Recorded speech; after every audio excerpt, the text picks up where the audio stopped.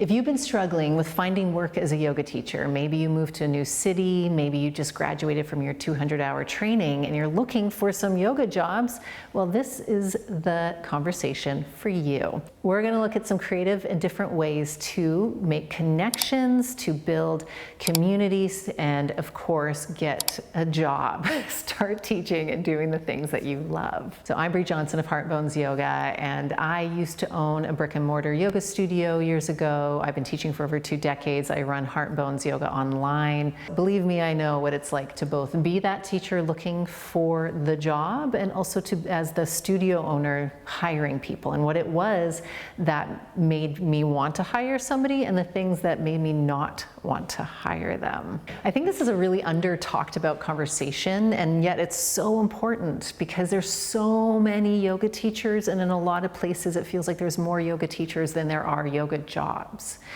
So one of the first things that I like to think of is getting out of the studio mentality. Some of the hardest places to get work is at a yoga studio.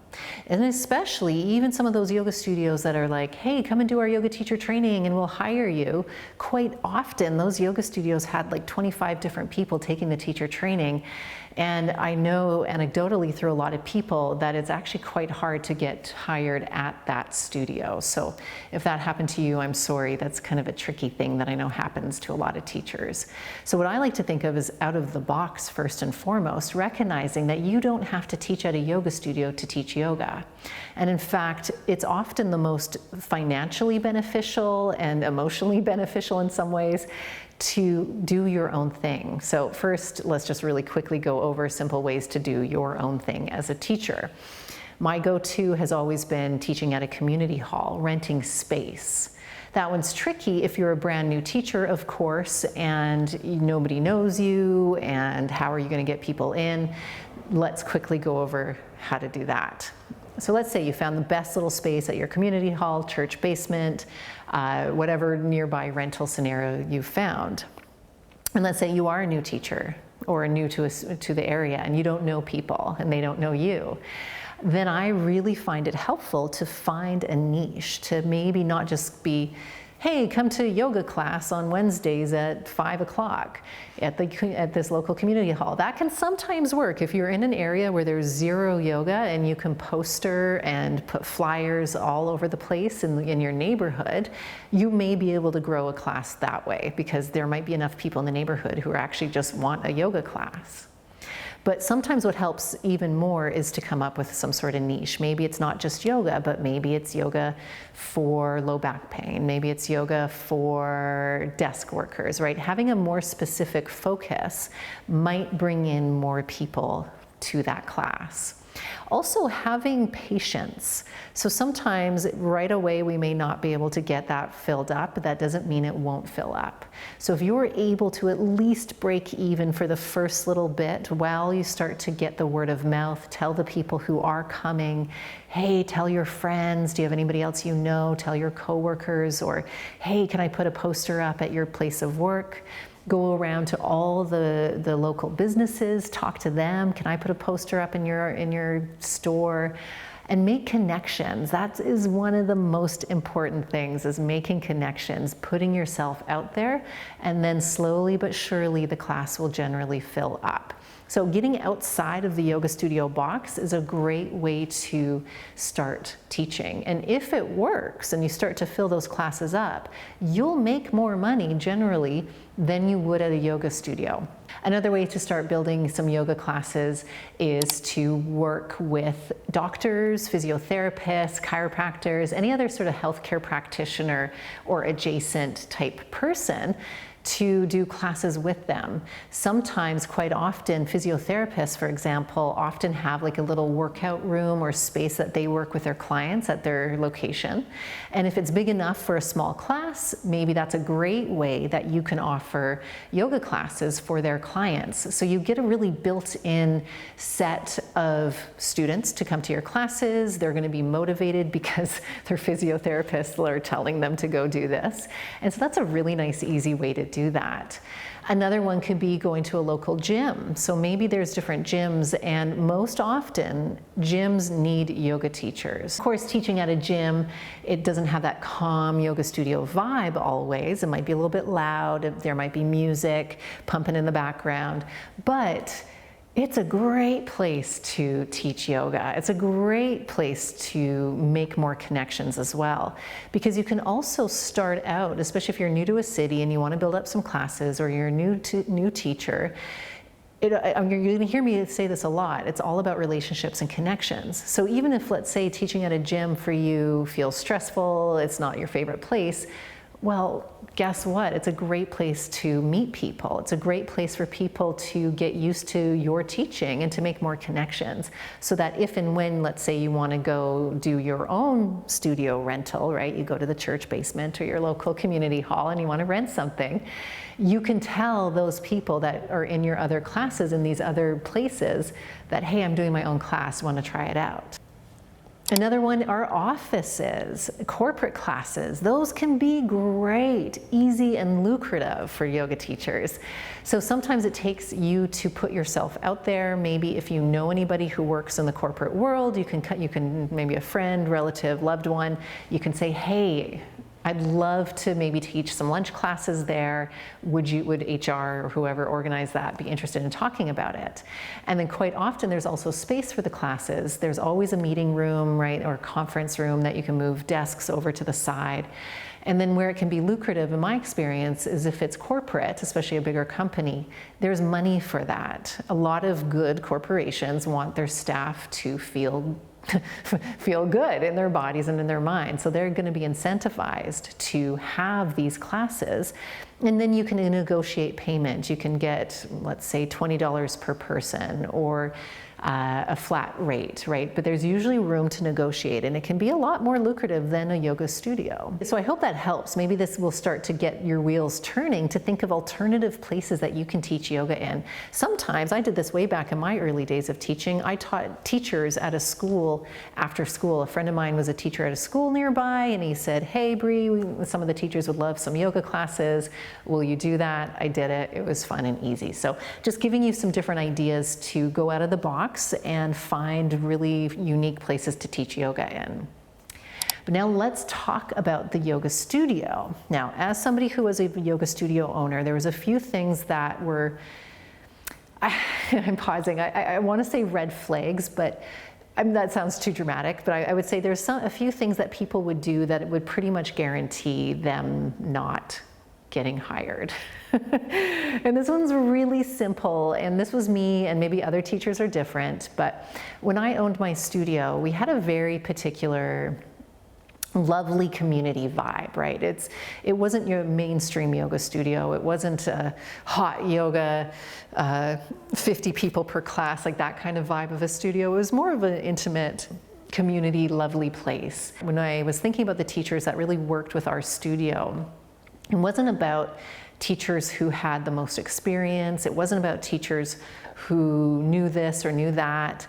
It was really, they really matched our studio vibe, and that was very important to me, because that energy and that feeling that people, our students, the customers had when they came into the space was very beloved, right? Because it was very intentional, it was very warm, it was very welcoming, it was very down to earth, and I wanted to make sure that all of our teachers embodied that in the same way.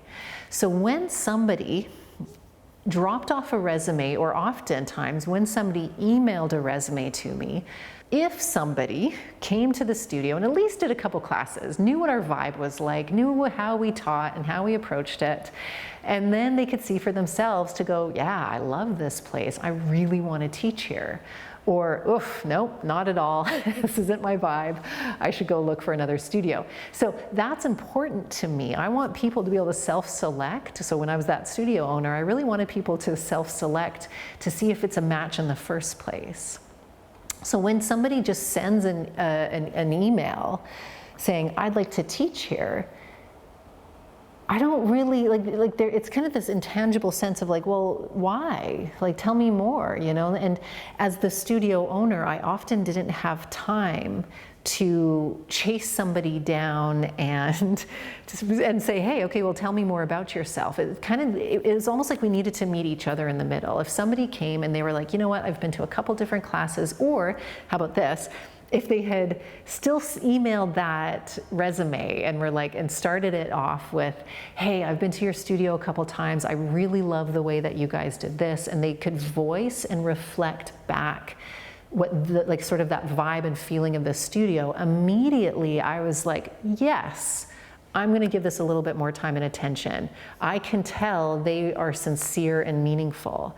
Because I think there's a lot of people that just, oh, I need a job, I'm gonna put my resume at 10 different studios. But yoga's kind of a funny little thing, and I actually think this is true for a lot of different types of work. It's back to that sense of relationship. It's back to that sense of like, are we a fit together? This is a collaborative thing. I don't want to just be the owner that's like, I'm going to hire and I'm the big boss. It's like, well, cool, I'm going to hire you if you feel like a fit, if we know that that relationship is going to be flourishing together. And also the emailing a resume, even with that nice little like, hey, I really enjoyed this class, this is your vibe, I enjoy the studio and for these reasons, that of course is going to make me more interested. But even better was actually coming in person, you know, and it's maybe hard to pin down the yoga studio owner if they're not there all the time, but start chatting with the receptionist, the person at the desk, start chatting with the teachers, making that relationship. Even if you're a little bit of an introvert and it feels a little bit scary to do that, I acknowledge that, I totally recognize that. So it's kind of putting yourself out there in an uncomfortable situation. But when you're building relationships with the people in the studio, it goes a long way to trying to get a job there, for sure, absolutely. And then I'll also say, as much as studios are vetting you as the teacher, make sure that you too are checking out the studio. There are just too many anecdotal yoga studio horror stories that I've experienced myself, that I've heard from other people, of studios that are very hierarchical, studios that like the owners have these wild expectations on teachers and don't pay enough, or just wild expectations that are just unfair to the teachers.